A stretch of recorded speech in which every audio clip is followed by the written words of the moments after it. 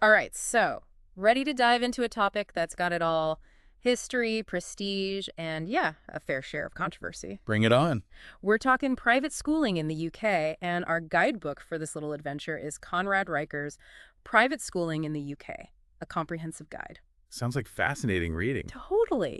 It's funny, when you say private school, most people picture these like grand castles turned into schools centuries old. Right, steeped in tradition. Exactly.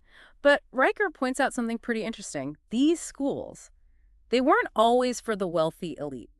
Not at all, actually. Now that you mention it, I'm kind of curious how things shifted over time. Me too, right. Take Eton College, for instance, founded in 1440. Now, this place is known for churning out British prime ministers. Oh, absolutely. But get this, it was originally intended for underprivileged scholars. Can you imagine? Wow. From educating the underprivileged to educating future leaders. That's quite a transformation. Talk about a legacy, right? But it makes you wonder, what were they thinking back then? Why even have schools just for, like, the nobility and clergy? Well, before public education was a thing, private tutors or small exclusive schools were pretty much the norm for the upper classes. Makes sense, I guess. But why? It all boils down to power. These kids were being groomed for positions of influence, government, the church, managing estates. Knowledge was their ticket to maintaining that power. So it's like this whole elite education thing wasn't really intentional, just kind of happened as a side effect. In a way, yes. Circumstances changed, societal needs evolved, and the education system, especially private education, had to adapt. Okay, so then fast forward a bit. How did we get from educating royalty to a system where people are like emptying their bank accounts just to get their kid into a good school? Well, you can't talk about big shifts in education without mentioning the Industrial Revolution. It changed everything. As the middle class grew, they wanted what the elite had, a quality education. And voila, a surge in new private schools. So instead of just teaching like Latin and Greek and all that, these new schools were all about practical skills, right? Precisely. They started offering courses in things like accounting, engineering, things people needed for those new industries popping up everywhere. It's fascinating how these things evolve, driven by the needs of the time. But let's jump to the present, shall we? Today, when you hear people praising private schools, it's always about those small class sizes. Yeah, that's definitely a big selling point. And Riker actually backs that up with stats. He mentions a study by the National Center for Education Statistics. Private schools have an average student-teacher ratio of 12.9 to 1. And what about public schools? 16.2 to 1. Wow. Yeah, I can see why parents find that appealing. I remember being in primary school, 30 kids in a class, all clamoring for the teacher's attention. It makes you wonder how many bright minds might have gotten overlooked in that kind of environment. Absolutely. But is it really as simple as saying smaller classes automatically equal better results? That's a great question. Riker highlights this fascinating study where researchers tested this idea. They introduced a particular teaching method focused on student-led discussions and projects to both private and public schools. What'd they find? Get this, the results were almost identical, regardless of class size. So are you saying that even with bigger classes, state schools can achieve the same outcomes as those fancy private schools? It really makes you think, right? Huh. It's not necessarily about how many students are in the classroom. It might be more about how you're teaching them. That's pretty mind-blowing. So it's not just about class size. What about the curriculum? Private schools always tout their broader range of subjects and all that. Is that just marketing hype? There's truth to it, actually. See, private schools have more wiggle room because they're not bound by the national curriculum as much. More freedom to experiment. Yeah, exactly. They can try new teaching methods, offer unique subjects, really cater to different learning styles in a way that most state schools just can't. I'm picking up what you're putting down. Okay, so more flexibility, but I'm guessing that freedom comes with a hefty price tag, right? Right. And that leads us to a crucial question. Who actually gets to benefit from this kind of tailored education? And Riker doesn't shy away from that. He drops this statistic: nearly 40% of private school students, they come from the wealthiest 5% of families. Wow. So much for equal opportunity. Right. It's like this built-in advantage passed down from one generation to the next. And then private schools talk about promoting social mobility. It seems a bit ironic, doesn't it? It's definitely a point of contention. Riker presents both sides of the argument. Some argue that, yeah, there's this inherent privilege, but private schools are trying to level the playing field, offering scholarships, partnering with state schools. It's like trying to fix a leaky faucet with a Band-Aid, though, isn't it? That's a good way to put it. And Riker uses this case study, a prestigious private school, boasts about its needs-based scholarships, full tuition, the whole shebang. Yeah. Sounds amazing, right? Yeah, sounds almost too good to be true. And it kind of is. Turns out only a tiny fraction of applicants actually get that full package. So really, it changes nothing. It's a complex issue with no easy answers. It really is. You know, it got me thinking about this friend of mine. Let's call him John. John's this successful lawyer, right? And he decided to pull his kids out of private school and homeschool them. Oh, really? How's that going? He says it's been amazing. Grades have improved, but more importantly, his kids are actually excited about learning again. It makes you wonder about the whole culture of private schools, you know, all that emphasis on extracurriculars.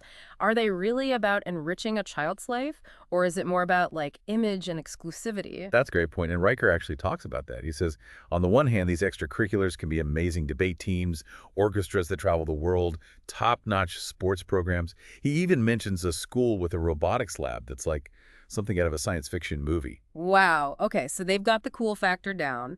But do those experiences actually translate into real-world skills? Riker argues they can, but he also points out the potential downside. He compares it to owning a vintage car. Beautiful, impressive, but not exactly practical for everyday driving. I like that analogy. So it's about finding a balance then, encouraging those activities without them becoming just another status symbol. Exactly. It should be about genuine passion, not just checking boxes on a resume. Couldn't agree more. Okay, so let's say a family is considering private education. They've weighed the pros and cons, and they're ready to take the plunge. How do they even begin navigating all the options? It's not exactly like buying a car, is it? Not at all. Riker says it's more like choosing a philosophy of education, not just a school. He has this whole list of questions parents should consider. Oh, I'm a sucker for a good list. Hit me. What are some of the biggies? Well, it starts with values. Do you want a school with a religious focus? Are you leaning towards a traditional academic approach or something more progressive? Right, those are big ones. It's like Right. choosing a neighborhood, but with even higher stakes. Exactly. Then there's the practical stuff. Location, obviously. Single sex versus co-ed. Ah, the age-old debate. Does Riker take sides? He lays out both arguments really well, even delves into some of the research on brain development and learning styles. Interesting. So what's the verdict? Boys' schools, girls' schools, or everyone together? He says there's no one right answer. It depends on the individual child. Find what fits, right? Exactly. And don't underestimate the importance of actually visiting the schools, talking to teachers, getting a feel for the environment. It's all about the vibe. But let's be real, a lot of families choose private schools for one reason: results. Do these schools actually live up to the hype? Riker doesn't shy away from that either.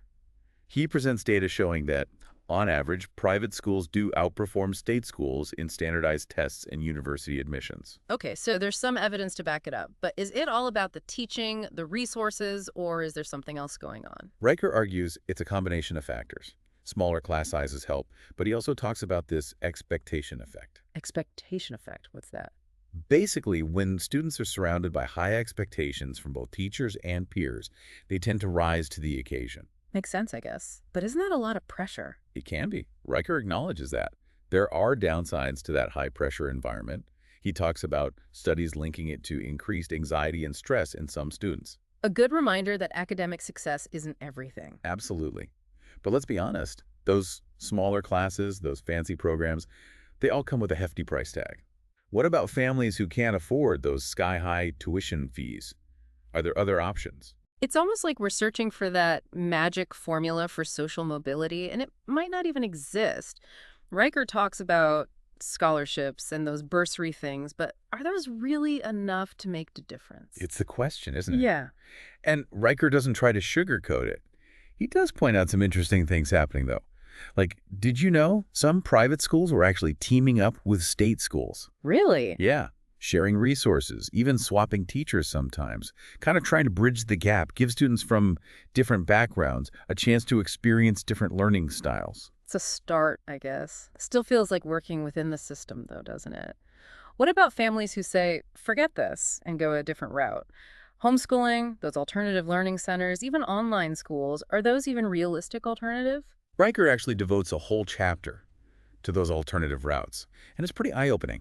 He makes a case that these options, people don't talk about them enough, but they're like this quiet revolution happening in education. homeschooling, for example.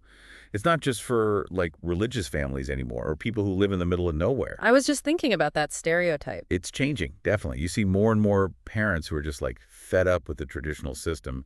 They want to tailor their kids' education, focus on what makes sense for them. It's like they're becoming educational entrepreneurs.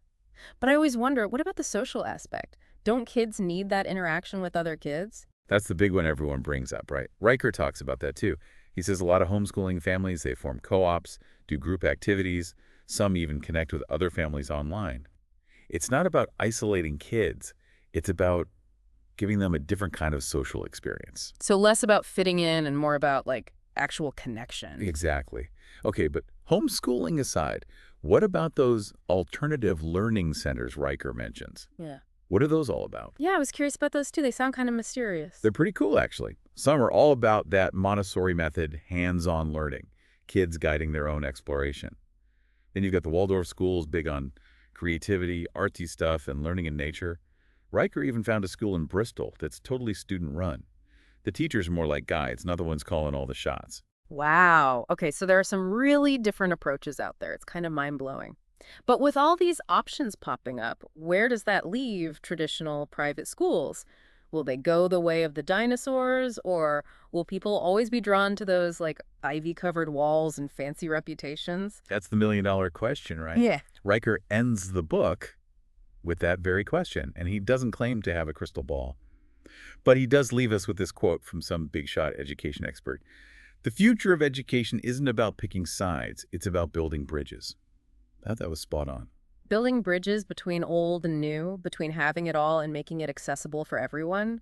Yeah, that pretty much sums it up. It's definitely a lot to think about. Totally. And with technology changing everything so fast, who knows what the future holds for education? The lines between traditional schools, online learning, all of it, it's all blurring together. It's like we're on the verge of this whole new era of education. Exciting and kind of daunting at the same time. You hit the nail on the head.